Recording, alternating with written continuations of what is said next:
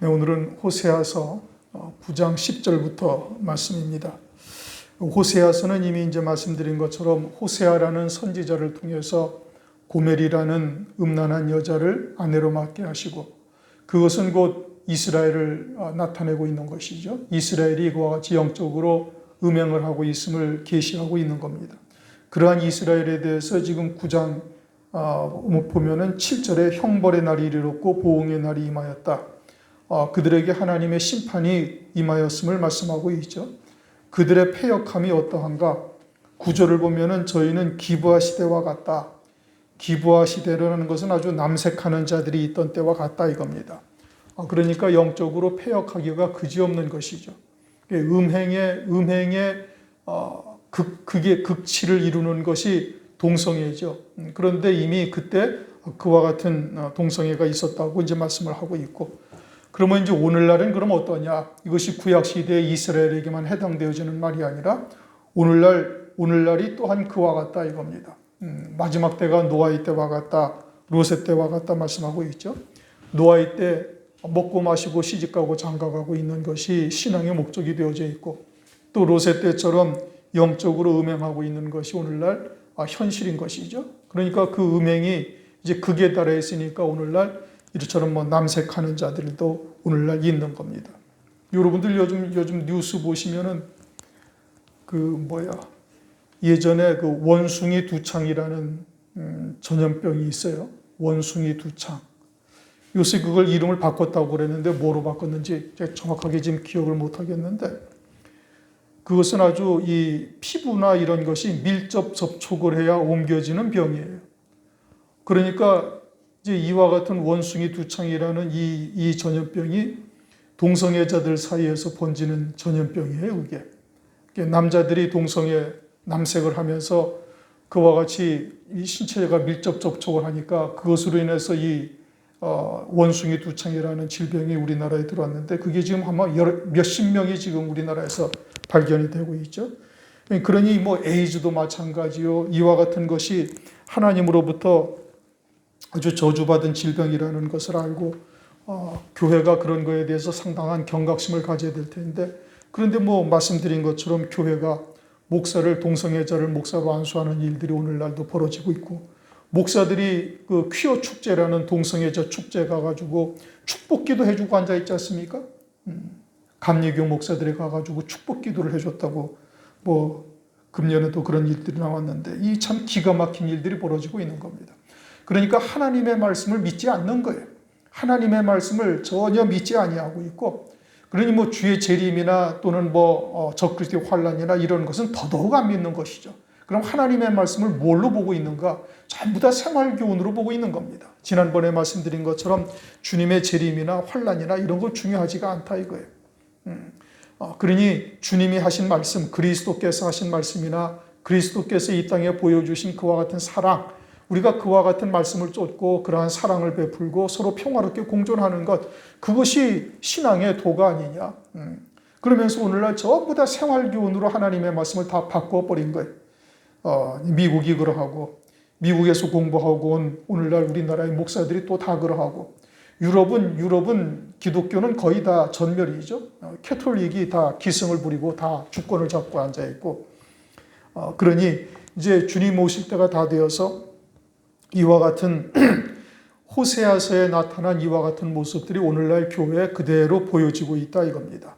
그런데 이것을 보면서 오늘날 교회가 이러하다고 여기는 깨닫는 목사님들이 과연 몇이나 될까? 거의 없죠. 이것은 다 구약으로 치부해버리는 겁니다. 구약에 이스라엘이 그러한 것이지 오늘날 교회는 절대 그렇지 않다라고 스스로 그렇게 다 여기고 있어요. 그리고 상관이 없다 이겁니다. 오늘날 우리들과는 이게 상관이 없는 말씀이라는 거예요. 과연 그러한가요? 그렇지가 않죠. 창세기도 오늘날 우리들에게 주시는 말씀이요, 레위기도 우리에게 주시는 말씀이고, 마태복음도 오늘날 우리에게 주시는 말씀이죠. 그런데 하나님의 말씀을 그렇게 육적 이스라엘에게 국한시키고 그들에게 주신 말씀으로만 딱 치부해버리고 오늘날 우리에게 주시는 하나님의 뜻이 무엇인지 전혀 깨닫고 있지를 못하는 겁니다. 10절, 옛적에 내가 이스라엘 만나기를 광야에서 포도를 만난 같이 하였으며 너희 열조보기를 무화과 나무에서 처음 예친 첫 열매를 봄같이 하였다. 하나님께서 이스라엘을 만나셨을 때 이렇게 기뻐하셨다 이겁니다. 아브라함을 택하시고 하나님께서 아브라함을 믿음의 조상으로 세우시며 그 후손들에게 언약하실 때 하나님은 영원한 시기, 영원한 현재에 계시잖아요. 그러니까 아브라함의 후손들이 어떠하더라는 것을 이미 다 아시고 계시는 거예요. 그런데 그들을 볼 때 어떻게 봤다고요? 광야에서 포도를 만남같이 하였다. 하나님의 기쁘신 뜻을 이룰 자들을 하나님께서 정하시고 그들을 광야에서 물이 없고 그 황량한 곳에서 허기와 갈증으로 참 고통을 당할 때 아주 포도송이를 만난 것처럼 단 포도송이를 만난 것처럼 기뻐했다. 또 무화과의 첫 열매, 무화과 나무는 첫 열매가 아주 달고 맛있다고 그래요. 그래서 그와 같이 무화과 첫 열매를 본 것처럼 하나님께서 기뻐하셨다 이겁니다. 그러니 하나님께서 아브라함을 택하시고 이스라엘을 택하셔서 하나님의 기쁘신 뜻을 이루실 것을 생각하시면서 얼마나 기뻐하실 것인가 가히 짐작할 수가 있는 것이죠. 그래서 이사야서 5장에 보면 그것을 어떻게 말씀하시는 거 아니? 땅을 파서 돌을 제하고 이사야서 5장 2절 땅을 파서 돌을 제하고 극상품 포도나무를 심었었도다. 그 중에 망대를 세웠고 그 안에 술틀을 팠었도다. 이사야서 5장 4절 내가 내 포도원을 위하여 행한 것 외에 무엇을 더할 것이 있으랴. 그러니까 하나님께서 모든 것을 다 이스라엘에게 베풀어 주셨다 이 뜻인 겁니다. 그리고는 극상품 포도나무를 심었으니 아주 극상품 포도나무 열매를 맺을 줄 알았는데 뭘 맺었다고 이사야서 5장 2절에 말씀하고 있어요. 들포도를 맺힘이 어쩜이냐 그렇게 말씀. 좋은 포도를 맺기를 바랐더니 들포도를 맺혔도다. 이스라엘 백성들이 외적으로는 하나님을 열심히 섬긴다고 하고 있지만 사실은 사람의 계명으로 하나님을 헛되이 경배하고 있죠. 더더군다나 이제 지금 이 말씀의 초점은 누구에게 지금 말씀하고 있어요? 이스라엘, 북쪽 이스라엘이에요. 북쪽 이스라엘은 아예 남유다로 내려가지 못하게 하려고, 다시 말하면 예루살렘 성전에 가서 다윗의 기업을 소망하는 자로 세우지 않기 위해서 베델과 단에다가 금송아지를 만들어 놓고 보통 사람으로 제사장을 삼고 그리고 하나님의 절기를 한 달쯤 늦게 만들어서 사람이 만들 절기로 지키게 한 거예요. 그러니 완전히 우상을 섬기고 앉아 있었던 겁니다. 금송아지를 섬겼던 것이죠. 그래서 지금 10절 하반절에 뭐라고 말씀하시죠? 저희가 바알보올에 가서 부끄러운 우상에게 몸을 들이므로 저희의 사랑하는 우상같이 가증하여졌도다. 하나님을 떠나서 완전히 우상을 섬기는 자들로 전락한 겁니다. 그런데 당시에 이스라엘이나 유다는 실제 이제 우상을 섬겼죠. 실제 우상을 섬긴 거예요. 금송아지를 만들어 놓고 섬긴 거예요. 그러나 그 이스라엘 백성들을 보고서 오늘날 우리는 어떠한가 이겁니다. 우리는 그렇게 유형의 어떤 우상들을 만들어 놓고 섬기고 있지는 않죠. 그러나 그들의 중심과 오늘날 우리가 하나님을 섬기는 중심이 다르지 아니하다면 그것은 곧 우상을 섬기는 것과 다를 바가 하나도 없음을 말씀하고 있는 거예요. 그러니까 우리 성경에서도 다른 복음, 다른 예수, 다른 영을 말씀하고 있죠. 혼잡한 말씀, 또 다른 복음을, 다른 예수를 얘기를 하고 있는 거예요. 하나님의 말씀을 가지고 사람의 생각을 거기다가 넣어서 해석을 하게 되어지면 그것이 사람의 계명이 된다. 그래서 사람의 계명으로 하나님을 섬기는 자가 되어지면 그것이 다 헛되이 하나님을 섬기는 것이다. 그리고 본인들은 하나님을 열심히 부르고 하나님의 이름을 찬양을 하고 하나님을 위해서 헌신하며 예배를 드린다 하지만은 그 모든 것이 다 헛것이 된다 이겁니다. 그러니 혈통적 이스라엘, 혈통적 유다는 실제 우상을 섬겼지만 그 중심이 이와 같이 금송아지를 섬기는 것이 되어져 있다면 그러면 오늘날은 하나님의 이름을 부르고 있어도 그것은 우상을 섬기는 것이요 패역한 이스라엘과 다를 바가 하나도 없다 이겁니다. 그런데 성경은 마지막 때가 뭐 서두에 말씀드린 것처럼 노아의 때와 같다 또는 롯의 때와 같다 그렇게 말씀하고 있잖아요. 그런데 오늘날 하나님의 말씀이 그처럼 혼잡하게 되어져 가지고 영생에 이르게 하여야 할 하나님의 말씀이 온전히 하늘에 속한 자로만 살게 하여야 할 하나님의 말씀이 전부 다 세상에 속한 것들을 바라보게 하고 세상의 재물들을 소망하게 하고 또는 먹을 것, 입을 것, 마실 것이 우리의 신앙의 목적이 되게 만들고 이와 같은 말씀으로 하나님의 말씀이 바뀌어지고 있다면 그러면 그것이 곧 우상 숭배하는 것과 다를 바가 하나도 없다 말씀하고 있는 겁니다. 한마디로 육체를 위한 신앙, 육신으로 살고 있는 자, 그러니까 예수 그리스도를 믿으면 그리스도의 이름으로 세례받은 자가 되어지고 성령 안에서 새 생명 가운데 사는 자로 거듭난 자가 되어져야 될 텐데 여전히 옛사람으로 사는 자로 살고 있으면 그렇게 되어지면 그것은 곧 우상을 섬기는 것과 다를 바가 하나도 없는 것이죠. 에레미야 8장 8절을 보면 성경이 이렇게 말씀하고 있습니다. 너희가 어찌 우리는 지혜가 있고 우리에게는 여호와의 율법이 있다 말하겠느냐? 참으로 서기관의 거짓 거짓이 되게 하였나니.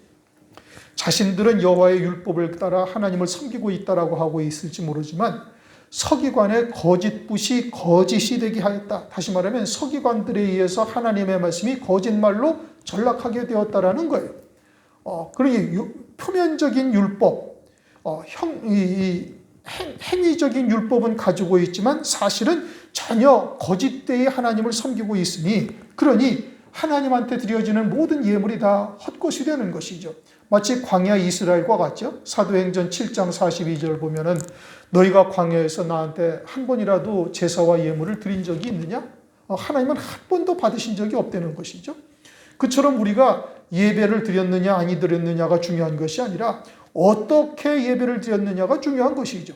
어떠한 신앙생활을 어떠한 중심을 가지고 신앙생활을 하느냐 이게 중요한 것이지 내가 주를 위해서 얼마나 헌신을 많이 했는데 그거 아무 소용이 없는 거예요. 그건 자기의 기준이죠.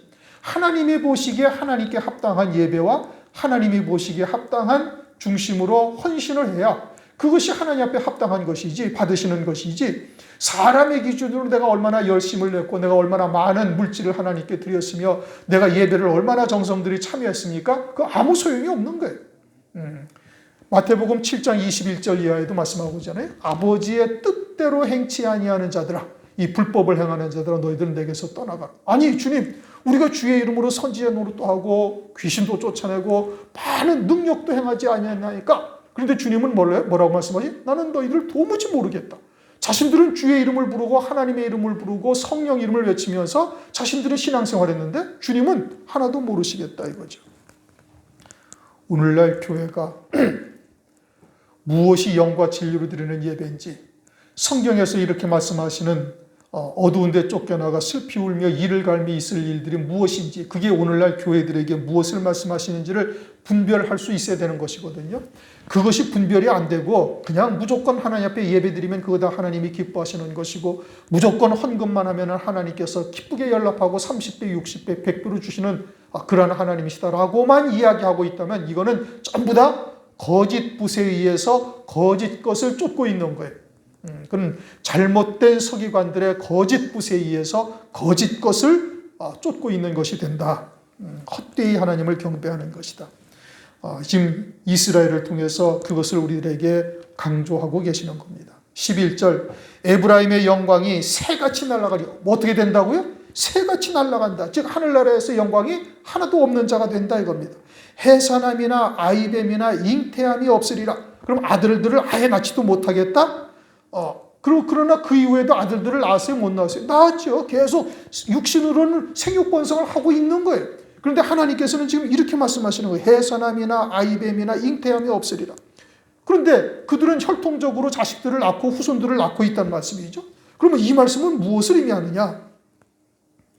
시편 127편 3절 자식은 여호와의 주신 기업이요 태의 열매는 그의 상급이로다. 다시 말하면 자식, 아이뱀이나 또는 지금 말씀하신 게 아이뱀이나 잉태하여 자식들을 낳고 해산해서 그들을 기르는 것이 곧 무엇이라는 거예요? 하늘나라의 영광이요 주신 기업이다 이겁니다. 그런데 그런 것이 다 어떻게 된다는 거예요? 새같이 다 날아가 버린다. 그러니 다 불타 없어지게 되어질 것을 말씀하고 있죠. 12절 혹 저희가 자식을 낳아 기를지라도 내가 그 자식을 없이 하여 한 사람도 남기지 아니할 것이라. 자식을 혹시 낳아서 기른다 할지라도 이제 그것이 영생의 열매라고 하는 것이 다 헛것이다 이겁니다. 왜냐? 이제 하나님께서 이제 아수르를 통해서 혈육의 그런 이스라엘 백성들을 다 진멸하겠다고 말씀하시니 그러니 하나님께서 그들을 갖다가 다 영광이 다 새처럼 날아가게 하시고 하늘나라의 영광은 하나도 없이 슬피 울며 어두운 데 쫓겨나가 이를 갈미 있게 될 것이다. 이제 그것을 말씀하고 있죠.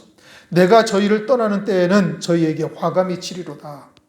이제 이 말씀이 참 그렇죠. 다시 읽어볼까요? 내가 저희를 떠나는 때에는, 그러면 지금 떠났다는 거예요? 안 떠났다는 거예요? 안 떠나셨다는 얘기입니다.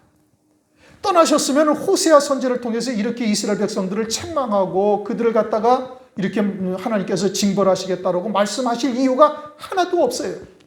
그럼 떠나지 아니하시고 지금 계속해서 이스라엘에게 책망하는 이유는 뭐예요? 빨리 깨닫고 회개하고 돌이키려는 거예요.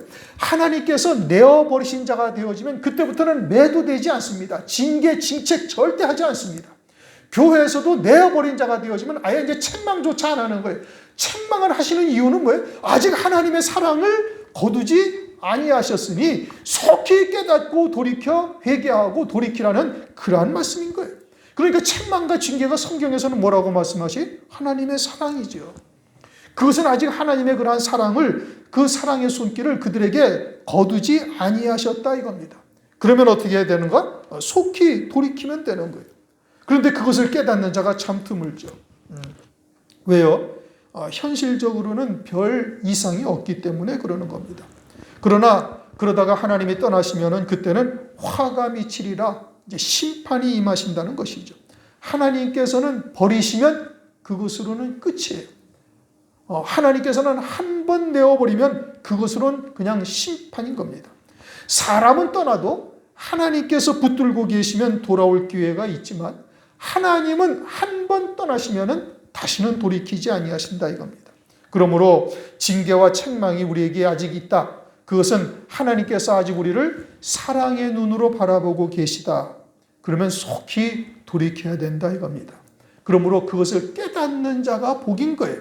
그런데 그것을 깨닫고 듣고 돌이키는 자가 거의 없죠. 희귀하죠. 13절 내가 보건대 에브라임은 아름다운 것에 심긴 두로와 같으나, 두로라는 곳은 무역항으로서 아주 부유하고 번창한 항구 도시인 겁니다. 그런데 에브라임을 하나님께서 그렇게 부흥하게 하셨다, 부강한 나라가 되게 하셨다 이런 뜻이, 에브라임이라는 말씀 뜻이 번창하다 이런 뜻입니다. 창성하다 이런 의미예요. 그리고는 신명기 33장 17절 모세가 축복하는데 에브라임은 만만이요 므낫세는 천천히로다 하여 에브라임의 번성을 축복하였죠. 그와 같이 하나님의 말씀대로 번성케 하신 겁니다. 그런데 심긴 두로와 같으나 그 자식들을 살인하는 자에게로 끌어내리로다. 하나님께서 그들을 진멸하시겠다. 살인하는 자 아수르에 의해서 완전히 초토화시키겠다. 진멸당하게 하시겠다. 하늘의 영광들이 새같이 날아갔음을 이 땅에서도 그 자식들, 즉 상급이 다 멸망당하는 것으로 하나님께서 표징으로 보여주시는 것이죠. 14절 여호와여 저희에게 주소서. 무엇을 주시려나이까? 청컨대 배지 못하는 태와 젖없는 유방을 주시옵소서. 배지 못하는 태를 가지고 있으면은 영원히 잉태할 수가 없죠. 또 설령 낳았다 할지라도 젖없는 유방을 주었으면 어떻게 돼? 젖을 먹여 기르질 못하니까 낳았어도 죽게 되는 거예요. 그러니까 아예 영생의 기업이, 하늘나라의 영생의 기업이 아예 없게 되리라. 하나님의 진노의 심판에 처절하게 멸망하게 되어질 것을 말씀하고 있는 겁니다. 왜냐? 이제 그들이 만약에 애들을 낳았다 할지라도 아수르에 의해서 아주 잔해함을 당하거나 끌려가서 또 여러 가지 유린당하는 것을 본다면 아니 낳은 것만도 못하게 되는 것이죠. 그러니까 차라리 배지 못하는 태와 젖없는 유방을 주시옵소서. 하나님의 진노하심이 얼마나 처절한지를 말씀하고 있어요. 그런데 이와 비슷한 말씀을 주님께서도 하셨어요. 누가복음 23장 28절 예루살렘의 딸들아 나를 위하여 울지 말고 너희와 너희 자녀들을 위하여 울라. 보라 날이 이르면 사람이 말하기를 수태 못하는 이와 해산하지 못한 배와 먹이지 못한 젖이 복이 있다 하리라. 그때의 사람이 산들에 대하여 우리 위에 무너지리라 하며 작은 산들에 대하여 우리를 덮으라 하리라. 주님께서 이제 십자가를 지시면서 막 갈 때 예루살렘 여인들이 울었어요. 주님이 그렇게 고통당하시는 것을 보시고 그들이 울자 주님께서 하신 말씀인 겁니다. 예루살렘의 딸들아 나를 위해 울지 말고 너희 자녀들을 위해서 울라 이겁니다. 왜냐? 이제 주님의 십자가에 하나님의 이름으로 못 박고 난 뒤에 얼마 후에 하나님의 진노의 심판이 이루어지죠. 돌 위에 돌 하나도 남지 않고 서기 70년 아주 그냥 완전히 예루살렘 또는 유다 나라가 전체가 완전히 풍비박산이 나는 겁니다. 아주 뭐 전 세계로 다 흩어지게 되어지고 남아있는 유대인들은 정말 돌 하나도 돌 위에 남지 아니할 정도로 처절하게 멸망을 당하죠. 그러니까 자기 자녀들이 그렇게 처절하게 막 유린당하고 죽임당하고 고통당하는 것을 보는 것보다 차라리 낳지 아니하는 것만 못하다 이겁니다. 낳지 아니한 것이 오히려 복이다. 오히려 그와 같은 일을 당하게 되어지면 그저 산들에게 우리에게 무너지라. 차라리 그냥 그렇게 해서 산에 그냥 무너짐에 그냥 죽는 것이 훨씬 낫겠다. 이제 이렇게 이제 고통을 호소할 때가 있다라고 지금 말씀하고 있는 겁니다. 또한 마태복음 24장 19절 그날에는 아이 뵌 자들과 젖 먹이는 자들에게 화가 있으리로다. 마태복음 24장에 창세 이래 없던 환란이 있을 것과 세상 끝에 어떤 일들이 있을 것인지 제자들이 물었을 때 창세 이래 없던 환란이 있을 것을 말씀하시면서 그날에 아이 뵌 자들과 젖 먹이는 자들에게 화가 있다. 그러면 이제 주님의 재림이 가까우니까 그러면 이제 아이들도 낳지 말아야 될 것이냐? 이것은 그것이 아니라 그리스도께서는 아직 재림하지 아니하셨는데 적 그리스도를 그리스도처럼 신랑으로 맞이한 자가 되어지면은 그들은 아이를 뵌 자요 젖을 먹이는 자가 되는 것이죠. 이미 아이를 낳아서 해산해서 젖을 먹이는 자가 되는 거예요. 그러니까 이와 같은 자들이 되어지면 하나님의 진노의 심판의 대상이 되어지니 차라리 아이 베지 못하는 태가 오히려 훨씬 더 좋았으리라. 젖없는 유방이라면 차라리 더욱더 좋았을 것이다 라고 말씀하고 있는 것이죠. 환난 날에 임할 진노의 심판이 얼마나 처절할 것인가를 안다면 차라리 아이를 낳지 않는 것이 낫다. 이렇게 이야기를 하고 있는 겁니다. 그것은 장차 환난 날에 하나님의 진노의 심판에 대한 엄중함을 설명하고 있는 것이죠. 15절 저희의 모든 악이 길갈에 있으므로 내가 거기서 저희를 미워하였노라. 그 행위가 악함으로 내 집에서 쫓아내고 다시는 사랑하지 아니하리라. 그 백성들은 다 패역한 자니라. 저희의 모든 악이 길갈에 있다. 길갈이 무엇을 의미하느냐? 길갈은 여호수아서 5장 2절을 보면 요단강을 건너면서 요단강을 건너기 전에 이처럼 할례를 받은 곳이 다시 할례를 행한 곳이죠. 광야에서 난 자들은 할례를 행하지 못하여서 이제 가나안 땅에 들어가기 전에 여기서 할례를 행한 겁니다. 할례를 했다라는 것은 하나님의 언약의 백성이다 이런 의미인 겁니다. 언약의 표징이 할례죠. 창세기 17장 11절 언약의 표징이 할례인 겁니다. 또한 길갈은 뭐냐? 길갈은 우상 숭배의 중심지인 겁니다.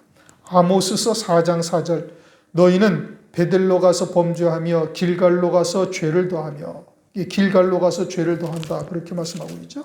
호세아서 4장 15절에도 보면 길갈에 대해서 말씀하고 있어요. 이스라엘아 너는 행함하여도 유다는 죄를 범치 말아야 할 것이라. 너희는 길갈로 가지 말며 베다웬으로 올라가지 말라. 베다웬이라는 것은 베델을 말하는 것이죠. 베델인데 아웬이라는 것이 우상 이란 뜻이라고 제가 말씀을 드렸어요. 그러니까 베델에 있는 우상단지와 같은 곳으로 가지 말라. 또 길갈로도 가지 말라. 다 우상이여 범죄하는 곳임을 말씀하고 있어요. 그러니까 저희의 모든 악이 길갈에 있다는 것은 하나님의 언약의 말씀을 가지고 있음에도 불구하고 그 언약을 떠나 배도하여 그와 같이 우상 숭배를 하고 있으니 이와 같은 하나님 앞에 죄악을 더하는 곳이 되어졌다 이겁니다. 길갈이라는 곳이. 그래서 모든 악이 길갈에 있으므로 내가 거기서 저희를 미워하였노라. 그 행위가 악함으로 내 집에서 쫓아나고 다시는 사랑하지 아니하리라. 그 방백들은 다 패역한 자니라. 누구로 말미암아 이와 같이 우상 숭배로 빠지게 된 거예요? 방백으로 말미암아 그렇다 이겁니다. 방백들은 다 패역한 자다.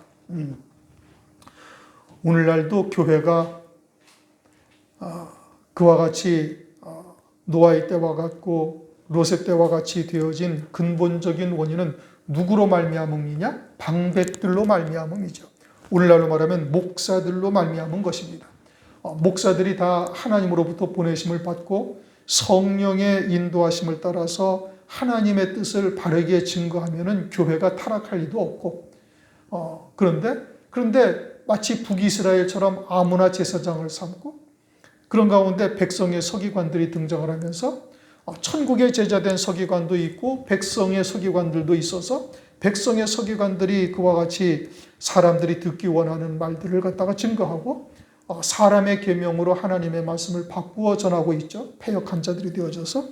그러면서 오늘날 이제 생활교훈과 같은 말씀으로 변질된 거예요. 또는 기복적이고 세속적인 신앙으로 하나님의 말씀을 바꾼 것이죠. 혼잡하게 만든 거예요. 방백들의 패역함으로 인해서 교회가 타락하게 되어지고, 빛과 소금은 다 물 건너간 것이고, 도리어 세상이 염려해야 할 정도로 교회가 타락하고 자정 능력이 다 사라진 것이죠. 진리의 말씀이 우리 안에 있다면은 교회가 온전한 세상의 그런 세상의 빛과 소금으로서의 그와 같은 모습들을 보일 수 있을 터인데, 그러지 못하고 있으니까 이제 세상으로부터 오히려 지탄의 대상이요 세상의 걱정거리로서 전락한 것이 오늘날의 현실인 겁니다. 무엇으로 인함이냐? 방백들의 패역함으로 인한 것. 그런데 본인들은 전부 다 자신들은 하나님의 신실한 백성이고 우리가 하나님을 얼마나 열심히 섬기고 하나님을 얼마나 사랑하고 있느냐고 오히려 반문하고 있어요.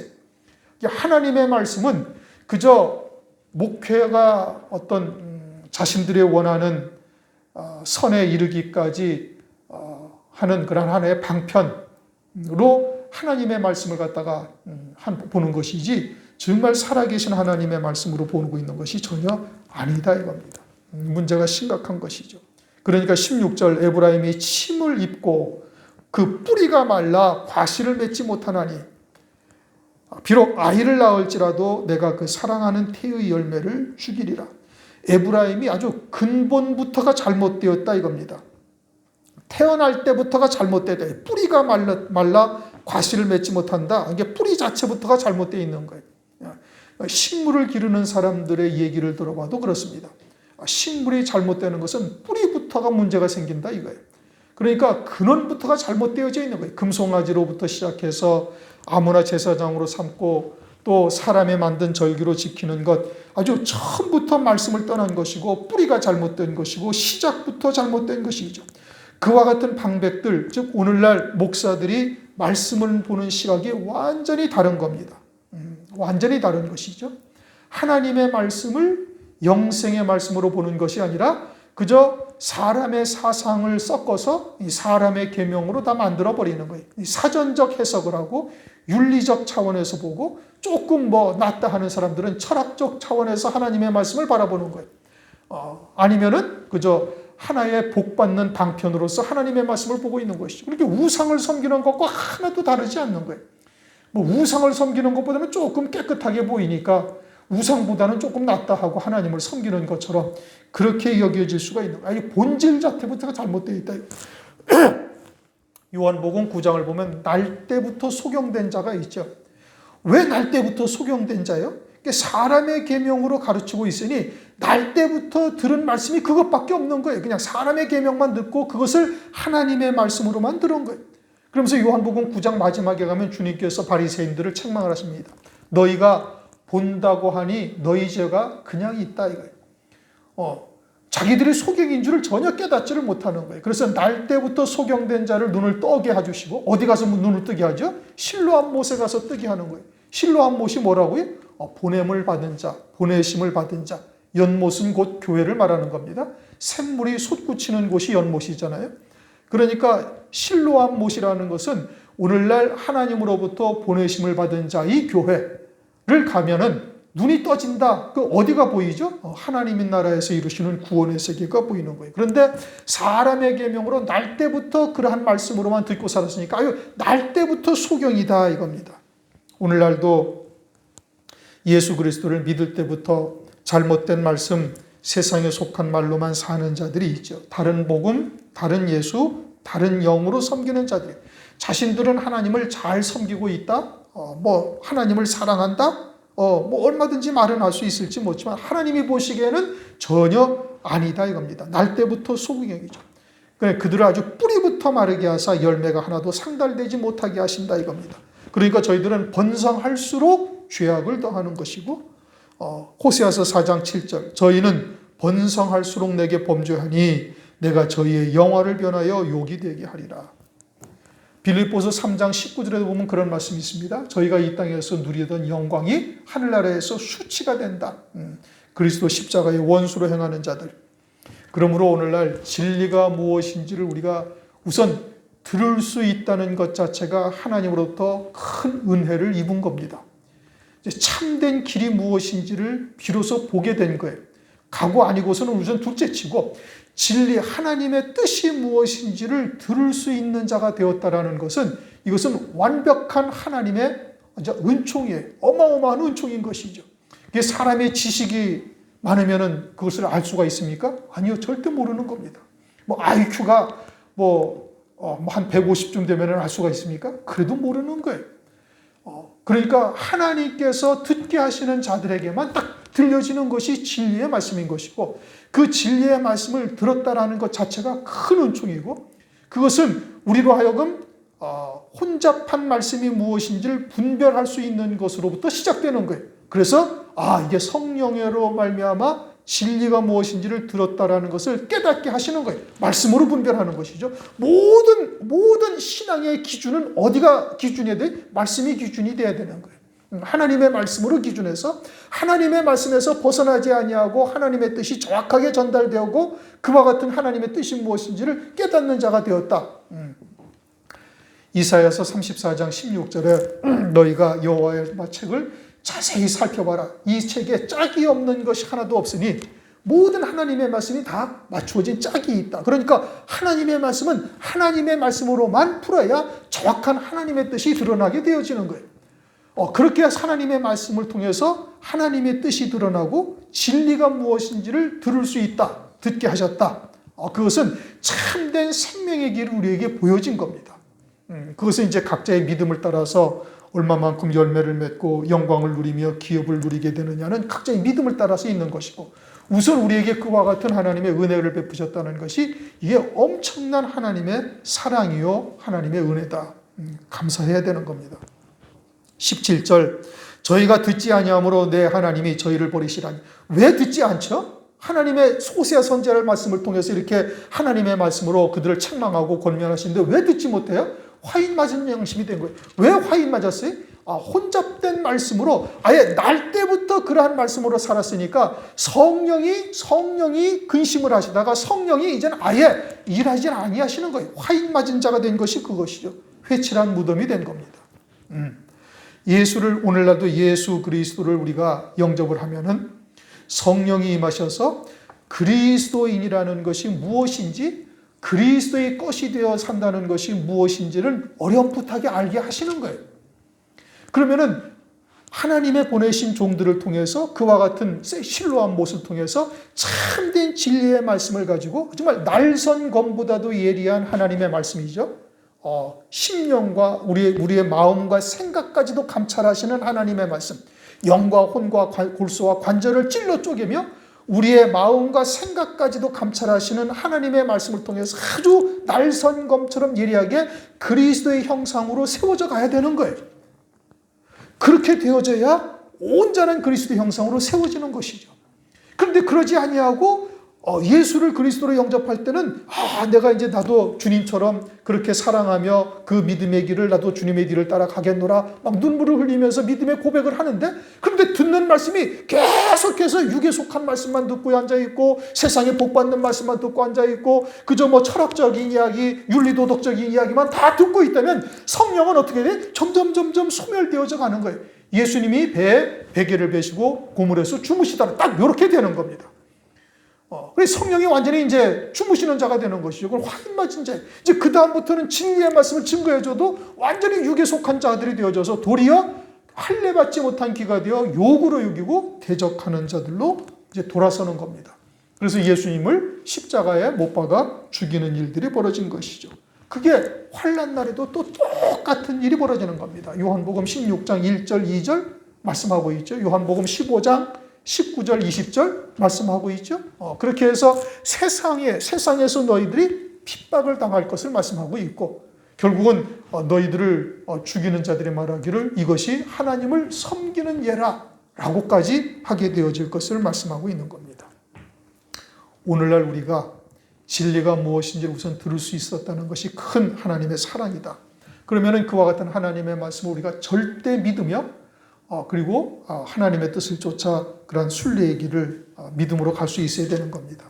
이와 같이 이스라엘 백성들의 혼잡한 신앙, 또 그들의 이와 같이 나타나는 결말을 통해서 사람의 말을 쫓아 또는 인간의 생각을 쫓아 하는 신앙생활이 얼마나 무서운 일인가, 그것이 장차 우리에게 어떻게 돌아올 것인가, 이것을 우리가 이스라엘 백성들을 통해서 우리에게 보여주시고 있는 겁니다. 그러므로 이 마지막 때 이사야서를 보면은 무성한 감람나무 가지에 그저 두세 개 내지 너덧 개 가지 끝에 남은 자가 그 정도밖에 되지 못한다라고 말씀하고 있는 거예요. 그러므로 그와 같은 남은 자의 자리에 우리가 설 수 있다는 것을 우선 감사하시고, 그리고 입을 열어 증거해야 할 것이고, 우리의 이웃이나 형제나 또는 가족들에게 이 마지막 때 그들도 함께 구원의 반열에 설 수 있을 것을 위해서 기도해야 되겠습니다. 기도하겠습니다. 하나님 감사합니다. 오늘 호세아서 말씀을 통해서 이스라엘의 심판에 대해서 계속 강조하여 말씀하시며, 오늘날 교회들의 모습이 또한 이와 같음을 살펴볼 수 있도록 은혜를 베풀어 주심을 감사를 드립니다. 아버지께서 내게 이끌지 아니하시면 아무라도 내게 올 수 없다.